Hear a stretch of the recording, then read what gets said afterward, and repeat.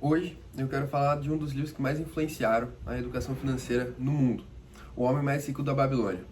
Apesar de ele ter sido escrito há mais de um século, o livro não ensina fórmulas mágicas, ele ensina métodos e hábitos para você se tornar rico.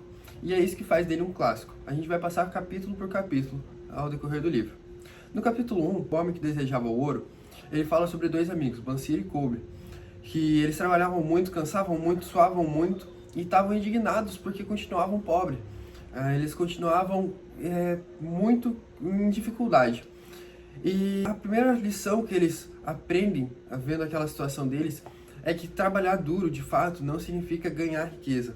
Mas o que de fato significa é que você saber administrar aquilo que você ganha. Se você não fizer isso, você vai continuar no mesmo lugar. No segundo capítulo, então, esses dois amigos procuravam Arcade. Quem que era Arcade? Arcade era um menino que era amigo deles. E ele se tornou o homem mais rico da Babilônia.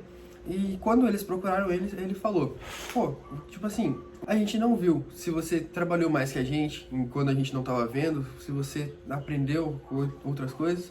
O que de fato aconteceu para que você se tornasse um homem mais rico da Babilônia, né, aqui da cidade. E Arcade contou que o que de fato fez ele se tornar o homem mais rico da Babilônia foi alguns ensinamentos que ele aprendeu com o antigo chefe dele.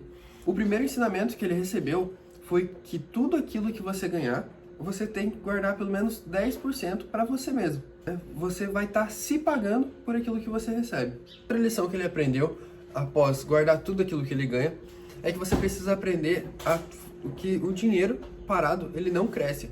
Você precisa fazer que o dinheiro trabalhe para você. O Arcade também ele errou no começo. Ele investiu em coisas que não eram lucrativas. E ele perdeu tudo que ele ganhou ao decorrer do ano. A mensagem é clara, então. Você precisa, antes de investir, aprender. O terceiro capítulo, talvez o mais famoso do livro, são as 7 soluções para a falta de dinheiro. A primeira lição que a gente aprende dessas 7 soluções ali é que a primeira, de fato, é você guardar pelo menos 10% ali daquilo que você ganha. A segunda é você controlar os seus gastos, entender o que é necessidade e o que é desejo. Os próximos é sobre você investir, sobre você proteger o seu patrimônio, pensar no seu futuro, garantir segurança para sua família e buscar aumentar a sua capacidade de ganhar dinheiro. Na prática, é um planejamento financeiro completo ali para você.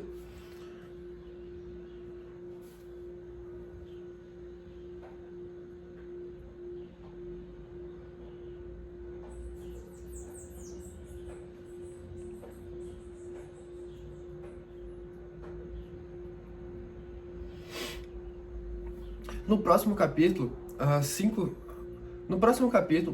leis de ouro, ele fala um pouquinho sobre como o dinheiro age de fato.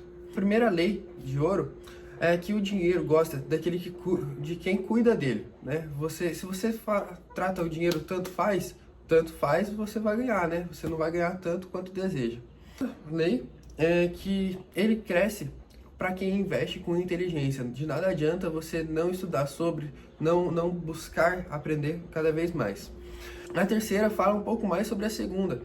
Você precisa falar com pessoas experientes, falar com pessoas que já investem, para você estar aprofundando cada vez mais seu investimento, para que você não perca dinheiro de fato. O dinheiro desaparece quando a gente tenta investir de maneira rápida em algo que vai nos dar retorno muito rápido, ou em algo que a gente não entende de fato, ou só porque pareceu muito bom naquele momento. Ele dá um alerta ali, isso se torna uma decisão impulsiva que provavelmente você vai se arrepender no futuro. No quinto capítulo, o emprestador de dinheiro, ele fala sobre um homem, Rodan, que recebeu uma grande quantia de dinheiro.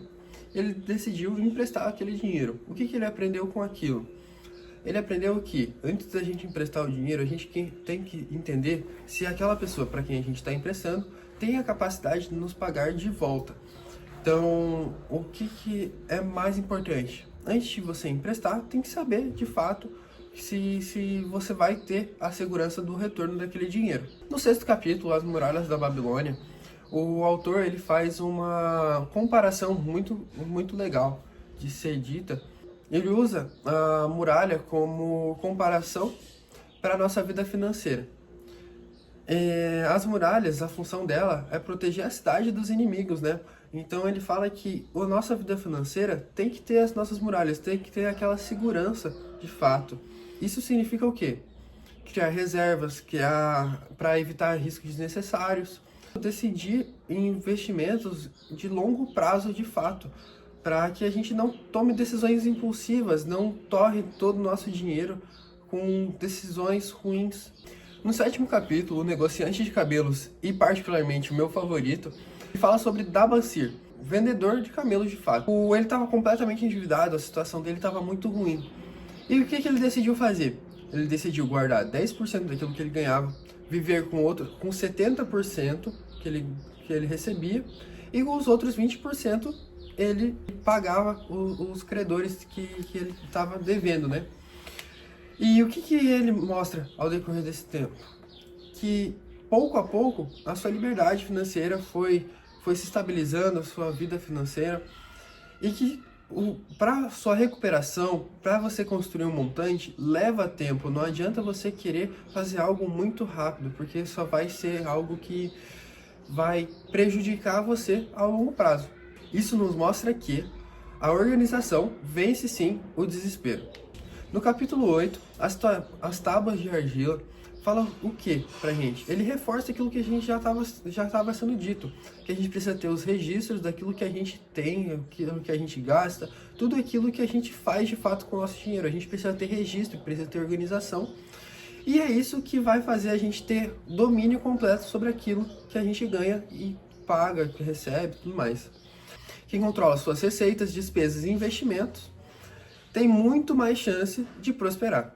O capítulo 9, o homem com mais sorte da Babilônia, eu acho muito engraçado, porque muita gente acha que para você ganhar dinheiro depende da sorte, mas não é uma verdade, porque para a sorte, de fato, existem dois fatores, a oportunidade e o quão você está preparado para aquilo.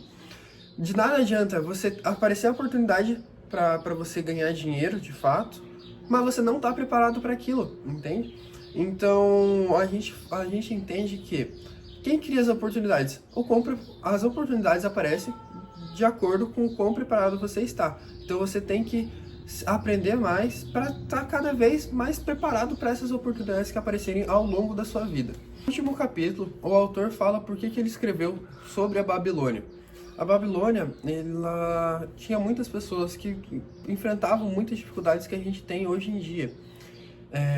Que seria a falta de dinheiro, dívidas, o consumismo, investimentos ali. Então, ele escolheu a Babilônia porque a Babilônia foi a cidade que mais prosperou, né? Se tornou a cidade mais rica, né, do mundo. E o que ele diz sobre isso? As ferramentas mudam, só que os princípios continuam os mesmos. Então, se você aplica todos os ensinamentos do livro, você de fato vai alcançar a sua liberdade financeira, as suas riquezas. Mas você tem que ter responsabilidade, tem que ter bons hábitos diariamente, tem que ter a constância de fato para aplicar aquilo, que não é algo fácil, mas também não é algo que é impossível.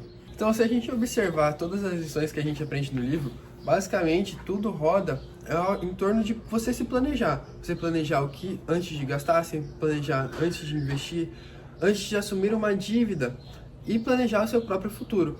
Hoje existem muitas ferramentas para a gente estar fazendo esses planejamentos. Uma que eu particularmente sugiro é o consórcio. O que basicamente é o consórcio? O consórcio é um investimento de longo prazo que você tem a garantia ali para você estar construindo o seu patrimônio, ter aquela segurança. Então, acredito que hoje no Brasil, que é um país que tem sido muito difícil de fato, a gente está crescendo, né, na questão financeira. A melhor maneira para a gente estar crescendo é a ferramenta do consórcio, porque é aquilo que nos dá garantia de fato. Particularmente é algo que eu uso e que eu recomendo a todos.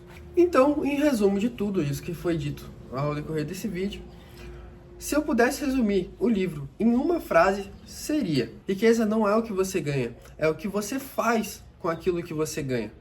Você pode ganhar muito e não ter de fato um patrimônio, ou você pode ganhar um valor comum, ter a disciplina de ir cuidando, guardando aquele dinheiro e de fato você vai construir a sua riqueza ao longo dos anos. Se esse resumo fez sentido para você, recomendo que leia o livro inteiro e tenho certeza que você vai encontrar muitos ensinamentos ao decorrer do livro e a forma como você enxerga o dinheiro. Muito obrigado pela atenção e até a próxima!